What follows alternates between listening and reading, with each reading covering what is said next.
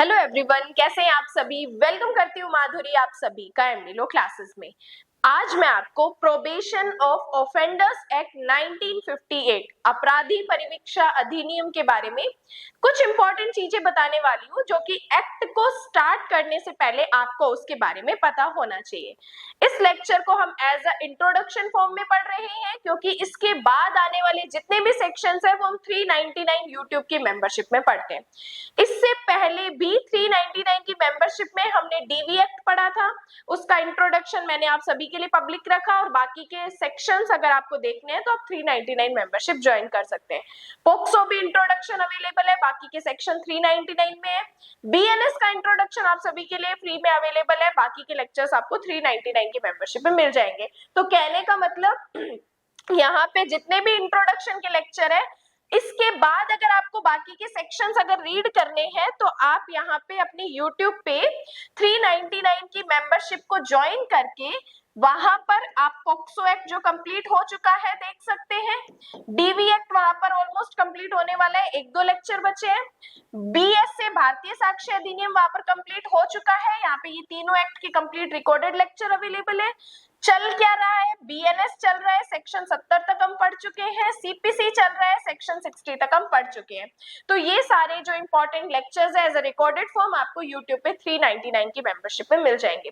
अगर आपको live batches join करने हैं तो न्यू ईयर पे नया सेलिब्रेशन बैच स्टार्ट होने वाला है, उसकी डिटेल्स आप मुझे व्हाट्सएप पे कॉन्टेक्ट करके, डिस्क्रिप्शन में एक नंबर होगा वहां से आप मुझे कॉन्टेक्ट करके कर सकते हैं।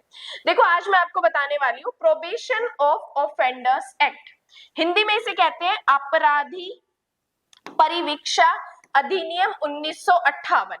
देखो, यहाँ पर इस एक्ट का मेन ऑब्जेक्ट क्या है, हम इस एक्ट को क्यों लेकर आए हैं, क्योंकि ये एक्ट कहता है कि भाई जरूरी नहीं है कि अपराध करने के बाद हर अपराधी को हम जेल में ही भेजें। कई बार ये होता है कि हम जानबूझ के अपराध नहीं करते, क्योंकि कोई भी व्यक्ति माँ के पेट से अपराधी पैदा नहीं होता।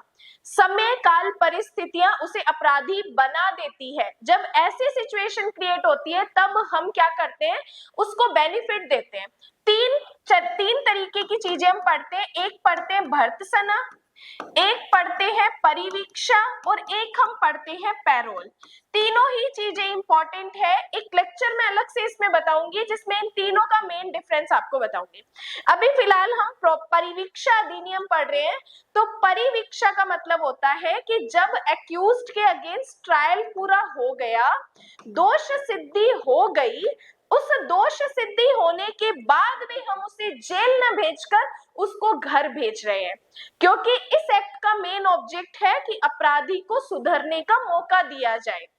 क्योंकि जब कोई व्यक्ति पहली बार अपराध करता है और हम उसे जेल में बाकी ऐसे बड़े अपराधियों के साथ अगर छोड़ते हैं तो वो सुधरने की बजाय और बड़ा अपराधी भी बन सकता है। इसलिए जब कोई व्यक्ति पहली बार अपराध करता है, दोष सिद्धि होती है, तब हम उसे क्या करते हैं, घर भेज देते हैं। वो होती है परिवीक्षा। अब इस एक्ट का मेन ऑब्जेक्ट है कि पहली बार अपराध करने वाले अपराधियों को जेल भेजने के बजाय सुधार का अवसर देना, ताकि वो बड़े अपराधियों से कांटेक्ट में ना आए, और अगर हम उन्हें घर भेजेंगे, अगर हम उन्हें एक बार माफ करेंगे तो शायद हो सकता है कि वो सुधर जाए। जब हम उसे प्रोबेशन पर छोड़ते हैं तो वो प्रोबेशन ऑफिसर के सुपरविजन में रहते हैं, उनके कंट्रोल में रहते हैं। जो भी वो काम करते हैं, जहां रहते हैं, किस जगह जॉब कर रहे हैं, क्या काम कर रहे हैं, तो वो सब प्रोबेशन ऑफिसर के सुपरविजन में, कंट्रोल में रहते किया जाता है। अब इसमें प्यूनिटिव जस्टिस से सुधारात्मक न्याय, रिफॉर्मेटिव जस्टिस की ओर बढ़ना इसका मेन ऑब्जेक्ट है। अपराधी को समाज का उपयोगी सदस्य बनाना, न कि उसे कठोर दंड देकर अपराधी बना देना है। यह अधिनियम जो है अपराधी के चरित्र, आयु, अपराध की प्रकृति को ध्यान में रखकर कोर्ट को दंड में लचीलापन प्रदान करता है, क्योंकि जब जब प्रोबेशन का बेनिफिट दिया जाता है तब तब अपराधी का चरित्र भी हम देखते हैं, उसकी आयु भी देखते हैं, और अपराध की प्रकृति भी देखते हैं। क्योंकि जब हम सेक्शन नंबर 3 या सेक्शन नंबर 4 पढ़ते हैं तो वहां पे हमें पार्टिकुलर कुछ ऑफेंस बताए जाते हैं कि इन ऑफेंस में आप प्रोबेशन एक्ट का बेनिफिट दे सकते हो। अब यही प्रोबेशन का प्रोसीजर हम सीआरपीसी में भी पढ़ते थे, बीएनएसएस में भी पढ़ते हैं। तो जहां पर भी प्रोबेशन एक्ट लागू हो रहा है तब सीआरपीसी या बीएनएसएस के सेक्शन वहां पे साइलेंट रहते हैं।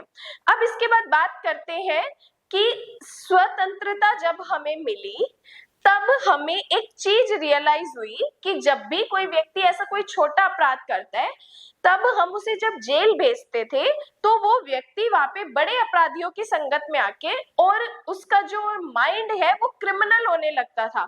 सुधार की भावना तो थी नहीं वहां पे, तो वहां पे अपराधियों के साथ रह के उसका और गिल्टी माइंड होने लगा। तो इन चीजों को देखते हुए प्रोबेशन एक्ट को हमने स्टार्ट किया, जबकि हम सीआरपीसी में भी सेक्शन 300 में पढ़ते थे, लेकिन इतना ही एक सेक्शन इतना इनफ नहीं था, इसलिए हमने एक पूरे एक्ट को एग्जिस्टेंस में लेकर आए 1958।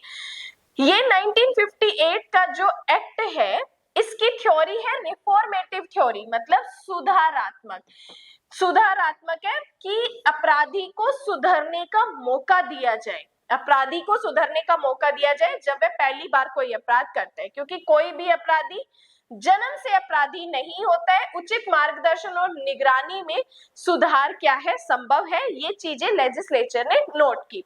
अब देखो यहाँ पे इस अधिनियम की नेचर क्या है, तो कल्याणकारी है, रिफॉर्मेटिव है, वेलफेयर है, क्योंकि अपराधी को यहाँ पे सुधरने का मौका हम दे रहे हैं।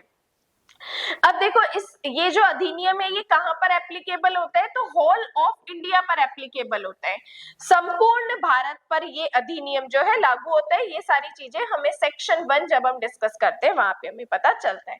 तो प्रोबेशन परिवीक्षा का सिंपल मतलब ये होता है कि जब कन्विक्शन हो गई, ट्रायल हो गई, दोष सिद्धि हो गई, उसके बाद सजा भी मिल गई, लेकिन सजा को एग्जीक्यूट न करके हम क्या करते हैं, अपराधी को अच्छे आचरण पर छोड़ देते हैं। जब हम उसे छोड़ते हैं तो वो कोर्ट की निगरानी में रहता है, और कोर्ट जिस व्यक्ति को इस निगरानी के लिए अपॉइंट करता है उसे अपने क्या बोलते हैं, प्रोबेशन ऑफिसर, परिवीक्षा अधिकारी। अब यहाँ पर देखो जब हम किसी व्यक्ति को परिवीक्षा पर छोड़ते हैं तब हम उसके ऊपर कुछ शर्तें लगाते हैं,